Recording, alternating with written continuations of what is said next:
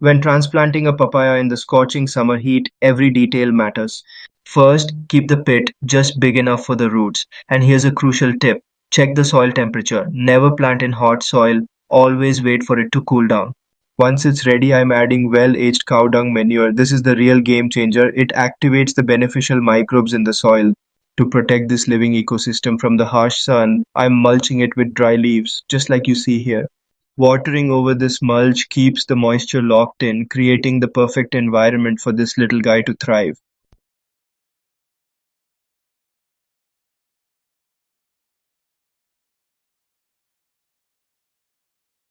As we walk through the farm, let me share a fascinating realization with you. Look at this lush multi-layer farming setup around me. Often we put so much effort into planting trees. We dig pits, add manure, water them daily, and yet sometimes they struggle to survive. But here's the mind blowing part about nature. Right now, we are searching the farm for plants that I never actually planted.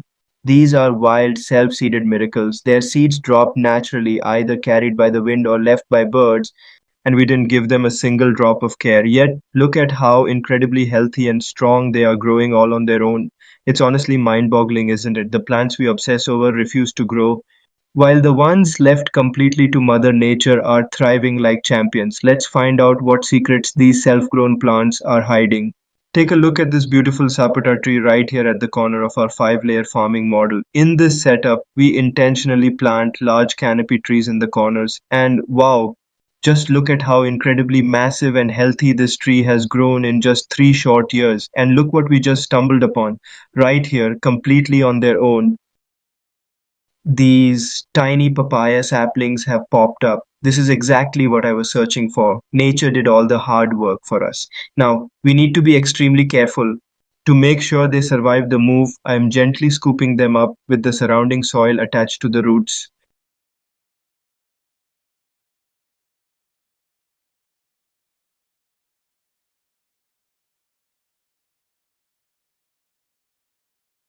We can't let the roots dry out or get damaged in this heat. All right, we've got our little survivors safely in hand. Now, let's walk over to the new spot I've prepared for their transplantation.